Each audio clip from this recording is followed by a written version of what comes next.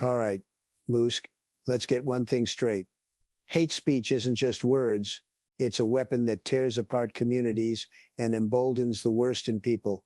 We're not talking about stifling free speech here. We're talking about protecting lives. It's common sense, folks. You can't just let people spew venom and call it freedom of speech. That's a disaster waiting to happen. We've seen it time and time again, and it's time to put a stop to it. Hold on a sec. Saying we should ban hate speech because it's a SB weapon is a slippery slope. Where do you draw the line? What one person calls hate speech, another might see as a strong opinion.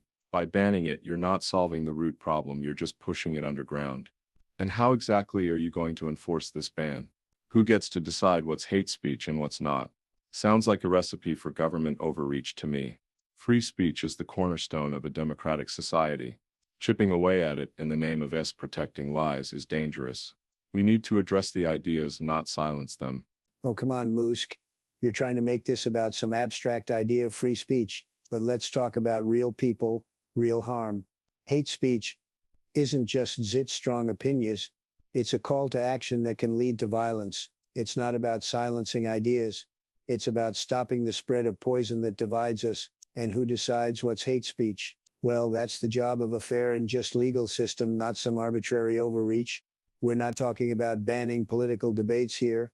We're talking about stopping the kind of speech that targets people because of who they are, not what they think. It's about protecting the vulnerable from being attacked, marginalized, and dehumanized. That's not a slippery slope.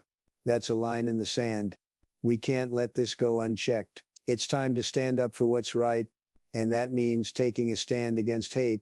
Look, I get the concern for real people and real harm. But the so mind he's called fair and just legal system is far from perfect. History is full of examples where governments misuse power to label things as hate speech to silence dissent. What if someone's critique of a certain policy gets labeled as hate just because it's unpopular? And pushing hate speech underground won't stop violence. In fact, it can make it worse. When people can't express their hateful views openly, they'll fester in the shadows, radicalize, and might be more likely to act out violently. We're better off having these hateful ideas out in the open so we can engage, debate, and show them for what they are. Banning speech isn't a solution, it's a ban minus aid that doesn't heal the wound. Musk, you're missing the point. It's not about silencing dissent. It's about stopping the spread of hate that incites violence. You can't compare a critique of a policy to someone spewing racial slurs or advocating for the harm of others. That's just a false equivalence. And it's a common tactic to deflect from the real issue.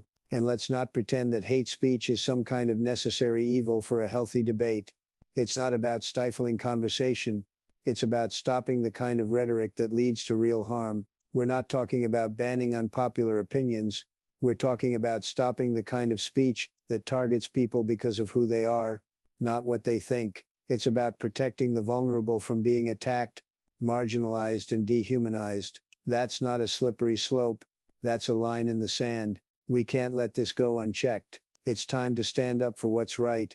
And that means taking a stand against hate. You keep saying it's not about silencing dissent, but where's the clear minor's cut line? Racial slurs are easy to spot, sure, but what about more nuanced cases? Words can be interpreted in so many ways. You think you're protecting the vulnerable, but you're setting up a system that could be weaponized against free thought. Just because something might incite violence doesn't mean we ban it.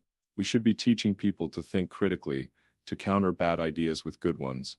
Banning speech is the lazy way out. It doesn't solve the underlying problems that cause people to have hateful views. Instead of taking a stand against hate, you're taking a stand against the right to express all ideas, no matter how ugly they seem. That's a dangerous precedent.